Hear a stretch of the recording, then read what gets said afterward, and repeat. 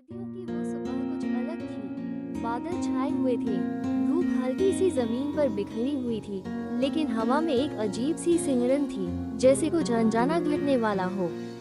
सना अपने कमरे की खिड़की के पास बैठी थी, हाथ में कॉफी और सामने फैला जेल का वॉलंटियर फॉर्म। आज उसे पहली बार जेल जाना था, एक सामाजिक संगठन की तरफ से, जहां उसे महिला कैदियों की मानसिक स्थिति और जीवन की जद्दोजहद को समझकर उनकी मदद करनी थी। मगर सच कहें तो सना के लिए ये सिर्फ एक काम नहीं था, ये एक खोज थी उन इंसानों की जो गुनाहगार कहे जाते हैं, लेकिन क्या उनके भीतर भी इंसानियत बाकी होती है। वो जब जेल पहुंची तो दरवाजों की वो गरजती आवाज, लोहे की छड़ों की खनक और हर कोने में फैला सन्नाटा, जैसे एक और ही दुनिया में कदम रख लिया हो। जेल के भीतर पहली बार सांस लेते हुए उसे एहसास हुआ कि आजादी क्या होती है। उसने महिलाओं से मिलना शुरू किया, उनमें से कई रोई, कई हंसी, कई चुप रहीं, लेकिन हर आंख में एक कहानी थी। सना उन कहानियों को सुनती, बिना जज किए, जैसे कोई आईना हो। करीब 2 महीने बीत चुके थे। सना अब वहाँ रोज आती थी, गार्ड्स उसे पहचानने लगे थे, कैदी उससे अपनापन महसूस करते थे। मगर फिर एक दिन वो हुआ जिसने उसकी पूरी जिंदगी की दिशा ही बदल दी।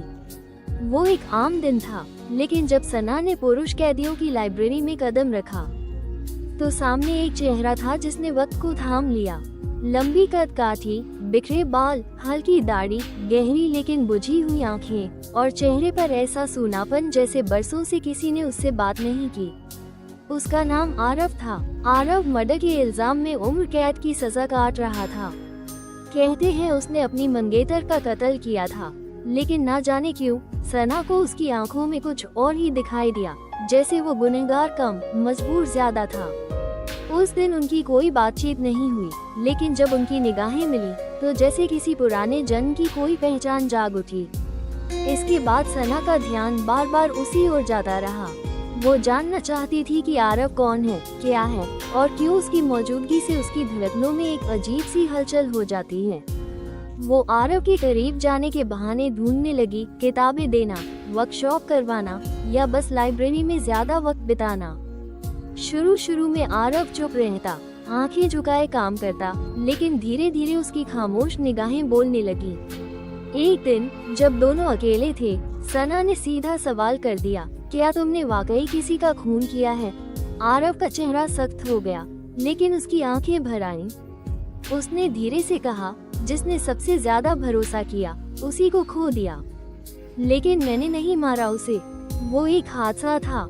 उस दिन सना ने कोई और सवाल नहीं किया, लेकिन उसे यकीन हो गया कि ये शख्स ऐसा नहीं है जैसा दुनिया कहती है। इसके बाद रोज उनकी बात होती, छोटे छोटे टुकड़ों में, इशारों में, खामोशियों में। सना अब उससे सिर्फ काम की बात नहीं करती थी, वो उसके बारे में जानती थी, उसका बचपन, उसकी किताबें, उसका पेंटिंग्स का शौक, उसकी मंगेतर निष्ठा की बातें। वो सुनती और हर बार उसके लिए उसकी मोहब्बत बढ़ती जाती। वो अब सिर्फ एक कैदी नहीं था, वो एक टूटा हुआ दिल था जिसे किसी ने बिना सहेजे छोड़ दिया था।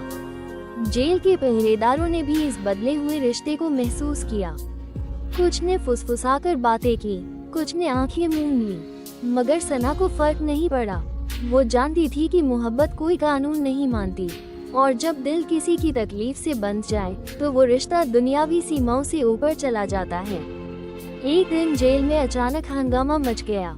एक कैदी जो आरव से किसी पुराने झगड़े की वजह से नफरत करता था, उस पर टूट पड़ा। जब सना को खबर मिली तो वो दौड़ती हुई वार्ड में पहुंची। खून, चीखें, गार्ड्स की लाठी और जमीन पर बेसुध पड़ा आरव। सना का कलेजा कांप गया। उसने सब कुछ छोड़कर उसका सिर अपनी गोद में रखा और रोने लगी। उसी पल आरव की आंखें खुली। उसने धीमे से कहा, शायद अगर जिंदगी बाहर होती तो मैं तुमसे मोहब्बत कर बैठता। सना ने उसके लहूलुहान चेहरे को थामते हुए जवाब दिया, मोहब्बत कभी जगह नहीं देखती आरव, मैंने तो तुमसे पहले ही कर ली थी। इसके बाद जो हुआ वो सिर्फ मोहब्बत नहीं थी, वो एक जंग थी। सना ने केस की फाइलें निकाली, पुराने वकीलों से बात की, निष्ठा की मेडिकल रिपोर्ट तक दोबारा हासिल की। उसने देखा कि आरव को सजा इसलिए मिली क्योंकि उसके पास सही वकील नहीं था। चश्मदीद गवाहों के बयान विरोधाभासी थे और सबसे अहम बात, असली हादसे की तस्वीरें कभी कोर्ट में पेश ही नहीं की गई।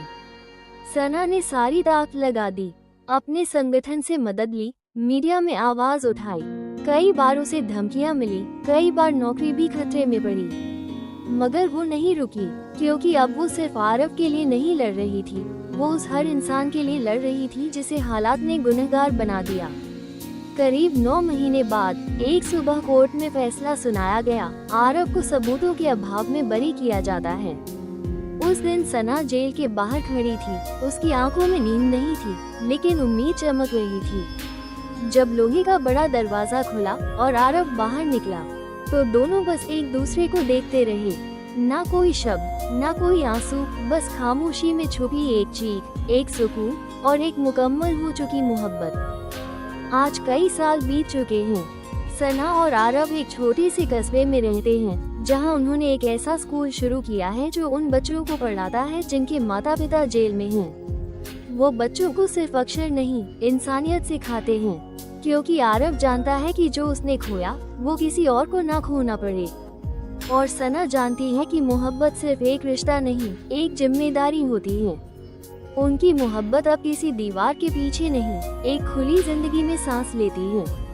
मगर आज भी जब कभी शाम को जेल की तरफ से हवा बहती है, सना और आरव एक दूसरे की तरफ देखते हैं और मुस्कुराते हैं, क्योंकि वो जानते हैं कभी कभी सबसे पाक मोहब्बत वही जन्म लेती है जहां दुनिया सिर्फ अंधेरा देखती है।